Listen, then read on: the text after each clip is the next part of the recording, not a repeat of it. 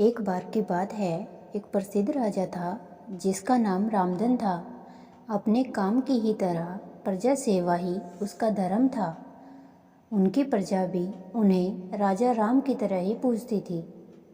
राजा रामधन सभी की निष्काम भाव से सहायता करते थे, फिर चाहे वो उनके राज्य की प्रजा हो या अन्य किसी राज्य की। उनकी ख्याति सर्वत्र थी।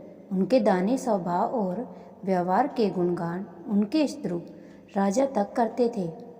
उन राजाओं में एक राजा था भीम सिंह, जिसे राजा रामधन की इस ख्याति से ईर्ष्या थी।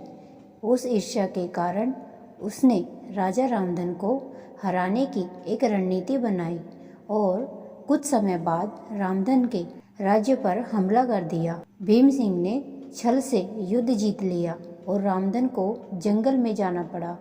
इतना होने पर भी रामधन की लोकप्रियता में कोई कमी नहीं थी। हर जगह उन्हीं की बातें चलती थी, जिससे भीमसेन को चैन न था। उसने राजा रामधन को मृत्युदंड देने का फैसला किया। उसने ऐलान किया कि जो राजा रामधन को पकड़कर उसके सामने लाएगा वो उसे 100 सोने की दिनार देगा। दूसरी तरफ राजा रामधन जंगलों में भटक रहे थे। तब उन्हें एक राहगीर मिला और उसने कहा, भाई, तुम इसी जगह के लगते हो, क्या मुझे राजा रामधन के राज्य की तरफ का रास्ता बता सकते हो? राजा रामधन ने पूछा, तुम्हें क्या काम है राजा से?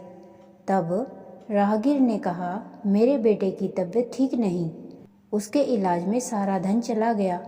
सुना है राजा रामधन सभी की मदद करते हैं, सोचा उन्हीं के पास जाकर याचना करूं। यह सुनकर राजा रामधन राहगीर को अपने साथ लेकर भीम सिंह के पास पहुँचे। उन्हें देखकर दरबार में सभी अचंभित थे। राजा रामधन ने कहा, हे राजन, आपने मुझे खोजने वाले को 100 दिनार देने का वादा किया था।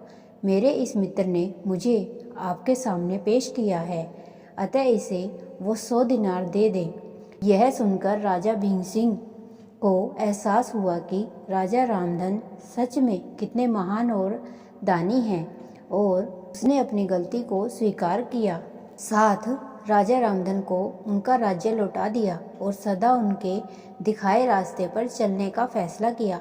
अपने अच्छे कर्मों के कारण कैसे एक राजा मृत्युदंड से बचता है और उसका शत्रु उसका अनुयायी बन जाता है। कहाँ एक तरफ भीम सिंह राजा रामधन को मारना चाहता था और अंत में राजा रामधन की करनी देख वो लज्जित हुआ और उन्हें उनका राज्य लौटा दिया और स्वयं को उनके जैसा बनाने में जुट गया। महान लोग सही कहते हैं, कर भला तो हो भला। रामधन की करनी का ही फल था जो वो हारने के बाद भी जीत गया।